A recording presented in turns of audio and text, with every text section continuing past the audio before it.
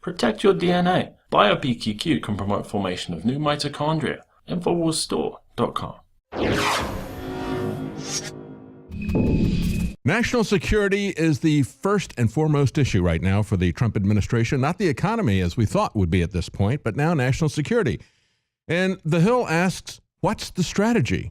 This is a question we should all be asking as citizens. What is the strategy? As they point out, the confluence of hotspots around the globe is testing Trump as he gets to the 100-day mark. And they say it's hard to figure out exactly what his strategic view is of all this.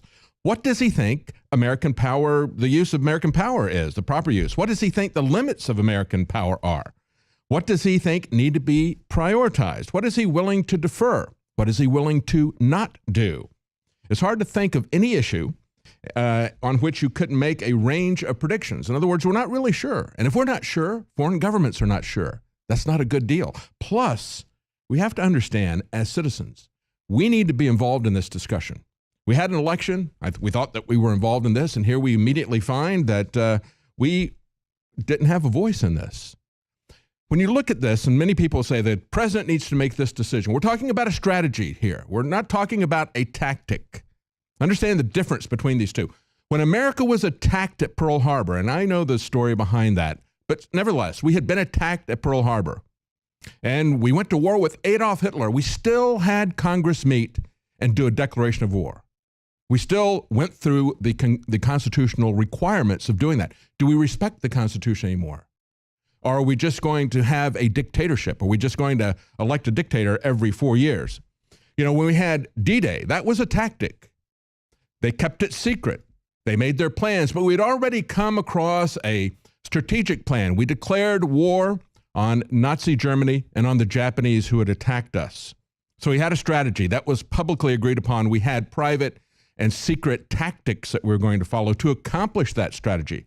But then as they go on, we look, and it's not really necessarily even the president who's a dictator. They say people are putting their faith in Defense Secretary James Mattis and National Security Advisor H.R. McMaster to craft smart strategies. Strategies, not tactics, but strategies. And one of those people who really loves this is Lindsey Graham. You know, it's not a complicated world for Lindsey Graham. He is a one-trick pony. When he ran for president, all he talked about was going to war with this group, with that group. And here's what he had to say today on Donald Trump's favorite program, Fox and Friends. I am like the happiest dude in America right now. We've got a president and a national security team that I've been dreaming of for 8 years. So in 80 days, he's done more to correct the world, President Trump, than Obama did in 8 years. I am all in. Keep it up, Donald. I'm sure you're watching. You heard him say that? He said, I'm the happiest dude in the world. He came really close to coming out right there. Happy dude. But he's always been out of the closet as a warmonger, as a neocon. He said, we got a president and a national security team that I've been dreaming of for 8 years. And it's what he was running on. And they point out he unsuccessfully ran against Trump. Remember that? It was just a few months ago. And he ran unsuccessfully against Trump. This is a guy who is so happy, and he got exactly what he wanted.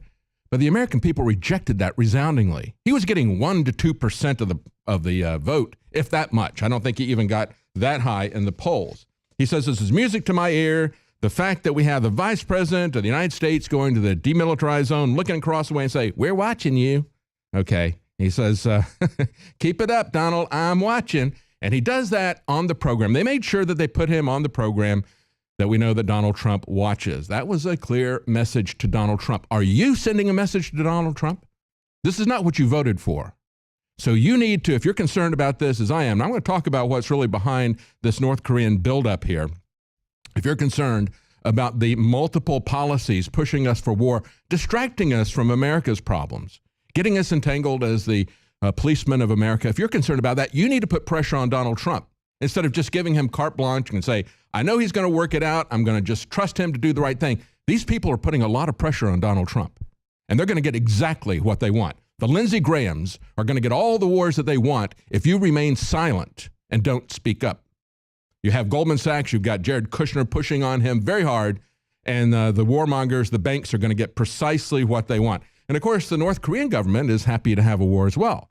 They're pushing this as well. We look at this video that we have here. North Korean doing a mock-up birthday video showing missiles blowing up the United States because, they can't really get these missiles off the ground. So they can do a fantasy video where they do that. Why do they hate us so much?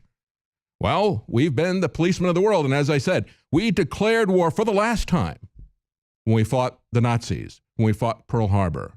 And we took the time to do that declaration of war. But of course, North Korea was the first police state action that we did, wasn't it? We went into the Korean War. That set a precedent because after World War II, our country's foreign policy has been run by the CIA, and we haven't had a declared war since then. Now, there's an interesting article from The Nation.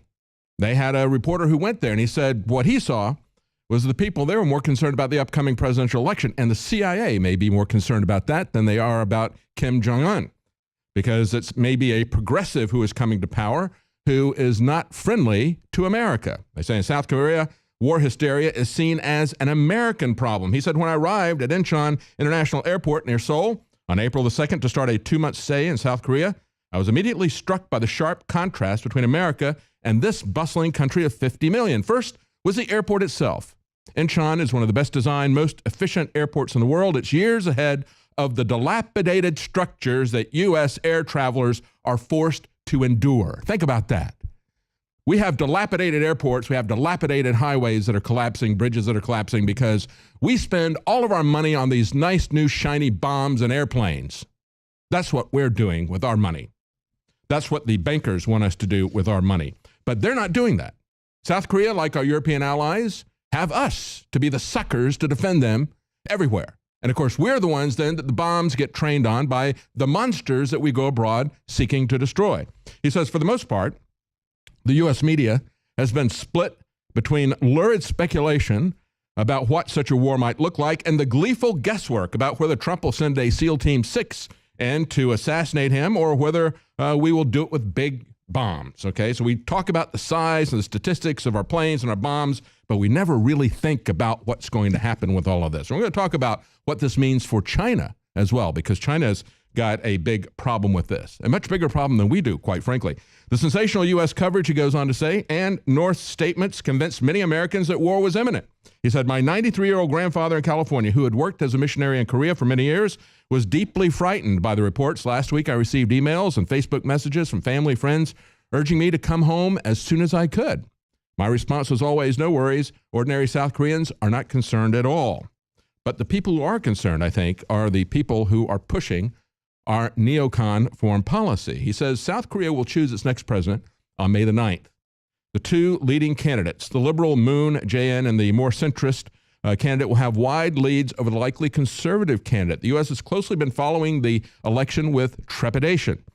As he reported earlier, he said before Park was deposed, U.S. military officials and analysts have expressed alarm that a leftist opposition could win this year. And Moon has staked out a position that's very different from Donald Trump's. He's called for direct dialogue and negotiations with North Korea and reopening of economic cooperation with the North. These ideas are very attractive, he says, to Koreans who are tired of the years-long dispute between Pyongyang and Washington. We in South Korea, he said, can do this on our own initiative, and we should let them. They're closest to the problem. They have a vested interest in this, as they're going to be closest to the war. Let the people who are close to the situation work this out, or at least let them defend themselves if war is necessary. The Australian News, news.com.au, says, how the hell has North Korea managed to build a massive military stockpile? From the outside, it looks like an impoverished state that's cut off from the rest of the world, but during the weekend procession, you saw that big party that they had there, and they had all the troops going by, all the missiles going by. Of course, one of them had a bit nose on it. Don't know if that was even a real missile or not. The isolated regime has managed to put on an impressive display to warn America. But here's the bottom line, folks. Where do they get their money? Well, North Korea is a mountainous country that has a lot of mineral wealth. And that says a great deal as to why we are interested.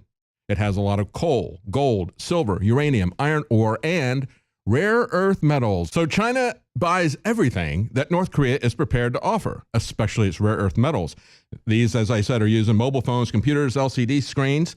They say another way that North Korea earns its money is by exporting its workers. sending them to China, Russia, the Middle East, Eastern Europe, Southeast Asia. In fact, they said there's no visa requirements between North Korea and Malaysia. And until earlier this year, they had tens of thousands of North Koreans.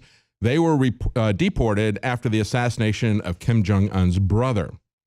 The interesting thing is that the lion's share of the workers' wages go to the North Korean government. They still view them as their slaves. And then, of course, they get a lot of foreign investment that comes into the country. But the key thing here is that if China ceases economic cooperation with them, then Russia will do the same thing. So they play Russia and China off. They both want the materials, the mineral resources that they have in North Korea. So North Korea has played the two of them off. That's where they get their money. But I just talked about the workers that go abroad. That's a key thing.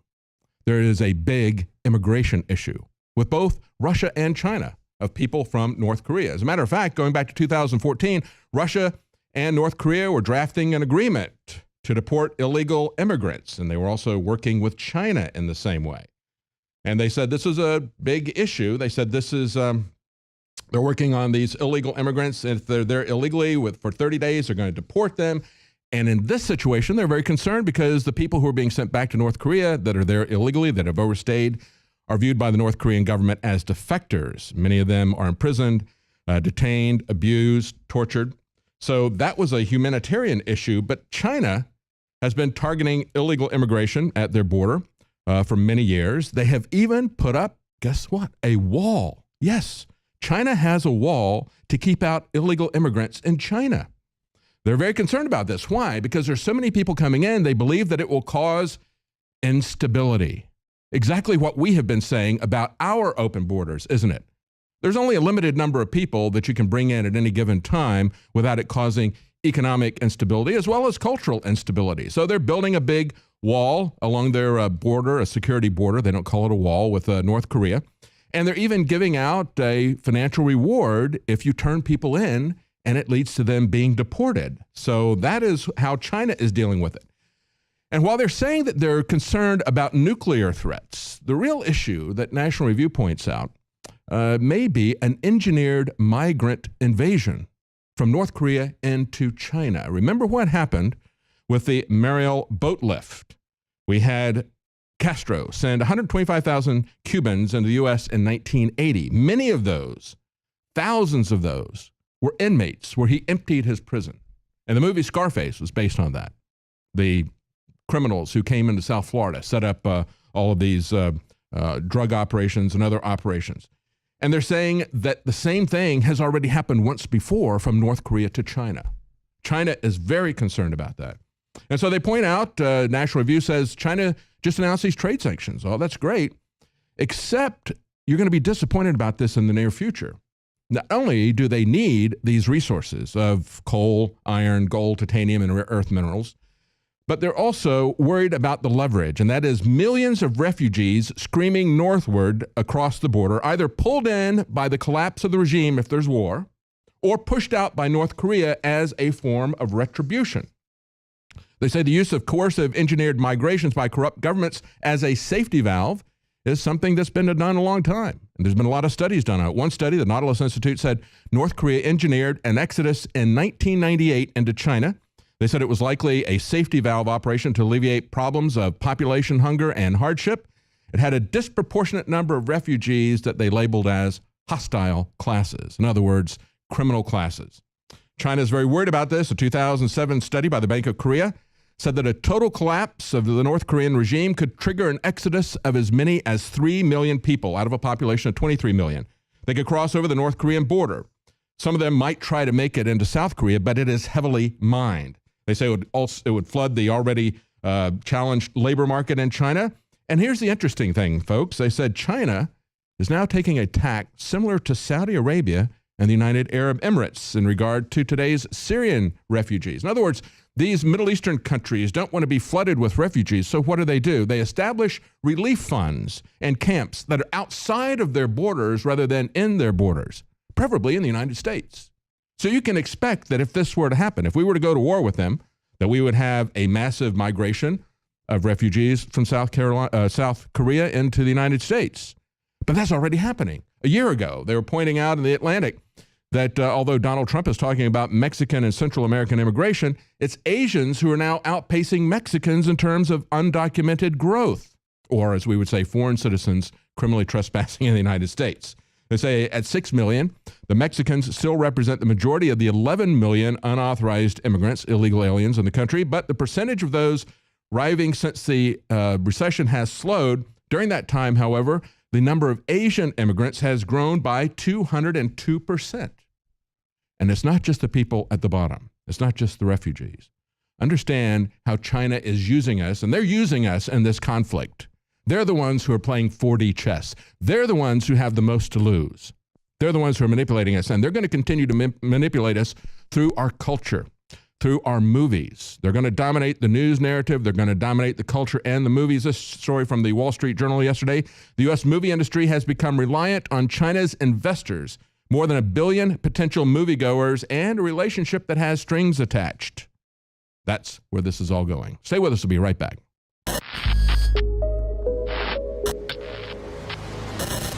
This is one of the biggest secrets out there. The missing link of why our ancestors, whether you were in Africa or ancient Albion, which is England today, why our ancestors were so much stronger.